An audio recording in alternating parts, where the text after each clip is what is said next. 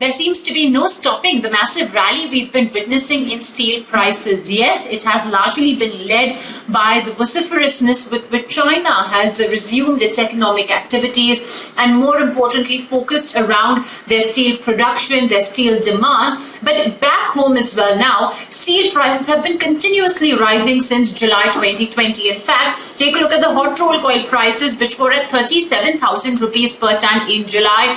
Now they have risen to 47,000 rupees per ton, a 10,000 rupees per ton rise just in the last 4 to 5 odd months. Now, of course, as we know, the domestic demand has as well been very strong. Quarter after quarter, month after month, we see steel companies not only increasing their capacities and production, but it's also in turn to cater to the rise in demand.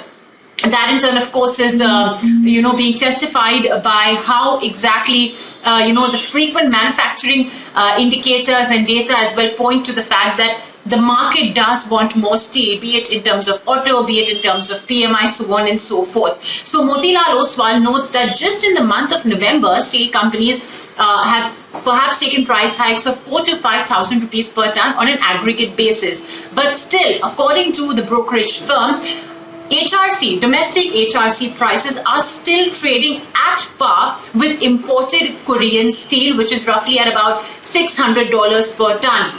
Thus, this, according to Motilal Oswal, raises the possibility of more steel price hikes in the month of December. We're already at 47,000 rupees per ton. This may increase further.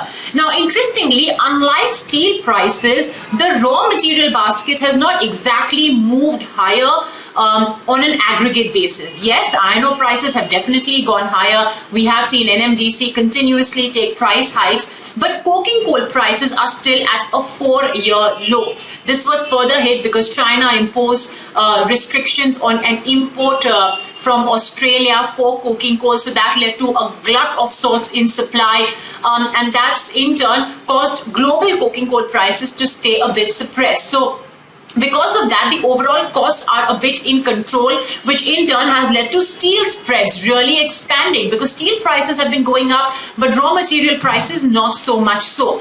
Now, when you look at it the other way, of course, iron ore prices are going up. So obviously those companies that do have captive iron ore mines are going to benefit. So take, for example, a Tata Steel, a JSPL, Steel Authority of India, even JSW Steel, of course, has bagged a couple of iron ore mines. So all of these, captive iron ore players should definitely see even better steel spreads. But on an average, steel spreads, according to Motilal Oswal, are at least at a 3-year high. HRC is at 33,000 per ton, while Rebar 30,000 per ton. And yes, steel stocks as well are capturing all of these favorable pricing dynamics. We have seen steel stocks really doing well in the last 2 odd months. And according to Morgan Stanley, they should see more legs to this rally because we are seeing tighter inventory, longer lead times, which essentially engenders a favorable supply-demand situation as well. They pick out Tata Steel as well as Jindal Steel as their top picks.